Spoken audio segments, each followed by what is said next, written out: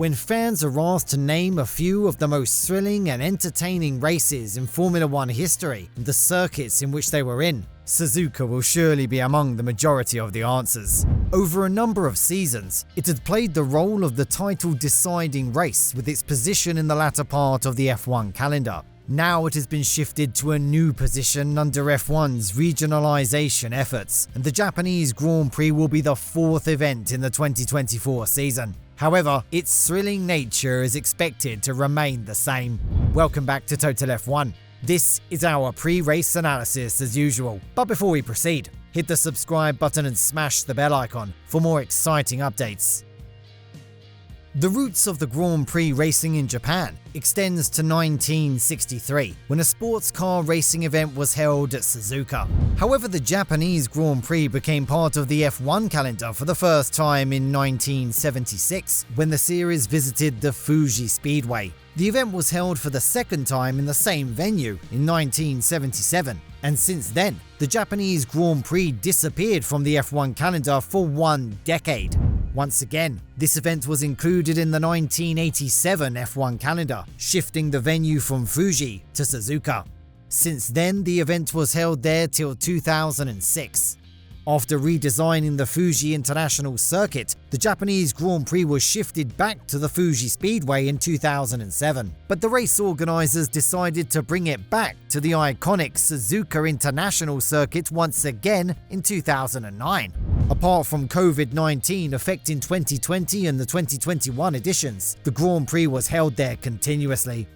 Suzuka was built in 1962 as a concept of Soichiro Honda, who thought that his company should have its own test track. This is considered as one of the most challenging circuits in the F1 calendar, with the different levels of challenges that it offers to the drivers. The Suzuka International Circuit is 5.807 kilometers long, and drivers need to go 53 times around the lap to cover the race distance of 307.471 kilometers.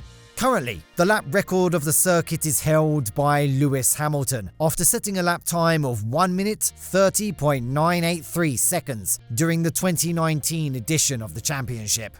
Rainy weather has historically been known to have an impact on the Japanese Grand Prix. Since the event has been moved to a new window of time, it initially was predicted that this season of the year would see less rain. However, the most recent forecasts point to the potential of a significant amount of rainfall during the course of the race weekend. Thus, Suzuka will likely remain chaotic as usual. More cloudy skies can be expected, with a 40% chance of precipitation on Friday, so the temperature will fluctuate between 10 and 15 degrees Celsius. Once again, the chance of precipitation remains the same on Saturday, creating a higher possibility of affecting the event. However, the maximum temperature will rise up to 17 degrees Celsius, while dropping the minimum down to 9 degrees Celsius. Most notably, the chance of precipitation will rise up to 60% on race day, creating a higher possibility of interrupting the race. Even though it's riskier to drive wet at Suzuka, it will create the background for one more thrilling Japanese Grand Prix. The temperature will fluctuate in a range of 12 to 16 degrees Celsius on the final day.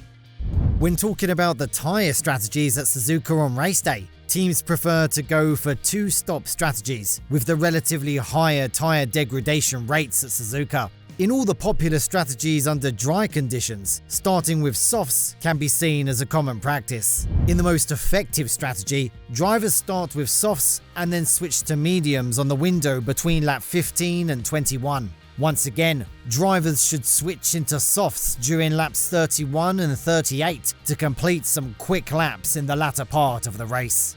In the other strategy, teams start with softs and switch to hards during laps 13 to 19, before making one more pit stop to take a softer tyre set in between laps 33 and 40. Apart from that, teams go for a soft medium combination here in Suzuka, and then the pit windows arrive in laps 13 to 18 and laps 30 to 36 respectively. If a driver is an expert in managing tyres, then he can go for a one-stop strategy that includes a soft-hard combination. Here, the drivers must pit between the window of lap 18 to 25 for optimum performances. As the weather forecast expects rain on race day, the team must go with an alternative strategy to take advantage in sudden situations, as accidents are more common in Suzuka under wet conditions. Under the green flag, pit lane lost time is 22.4 seconds, and it reduces up to 10 seconds under a safety car. So, there is a clear advantage of pitting under yellow flags. During the last race in Australia, Max Verstappen experienced an unexpected brake duct issue and had to retire from the race early.